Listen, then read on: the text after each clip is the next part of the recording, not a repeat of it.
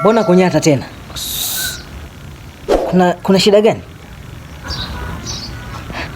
Kuna nini sasa ndio uniambie? Ali akija mwambie sipo. Madeni. Oh no. Sawa, sitamwambia.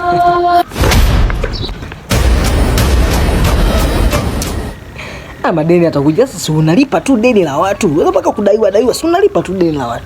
Ona haya maisha gani ya kwanza kukimbizana hivi? Si ujinga huu.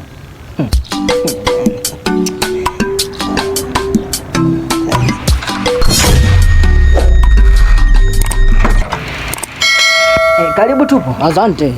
Nimemkuta mwenye chumba hiki? Bimondi. Mama yangu. Game over. Bwana mimi nimemchoma, atajijua mwenyewe, atajua atalimalizaje. Sasa kusema uongo ni dhambi, mimi nitafanya. Mtu yupo afu nimwambie hayupo. Hapo.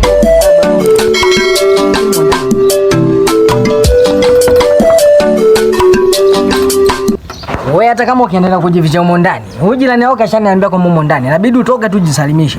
Haraka na upesi.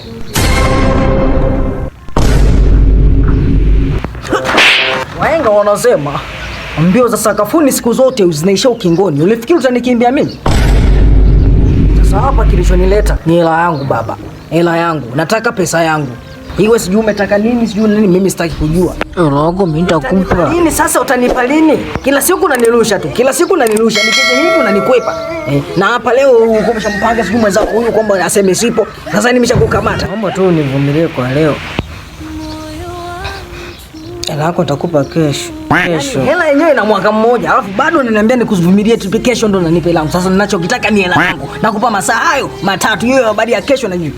Hakuna cha kesho hapa. Sasa masaa matatu yakiisha nakuja hapa. Oh no. Hey! Umefurahi sasa kunichoma Umefurahi? Sawa. Snitch show mwana. Lipa deni la watu.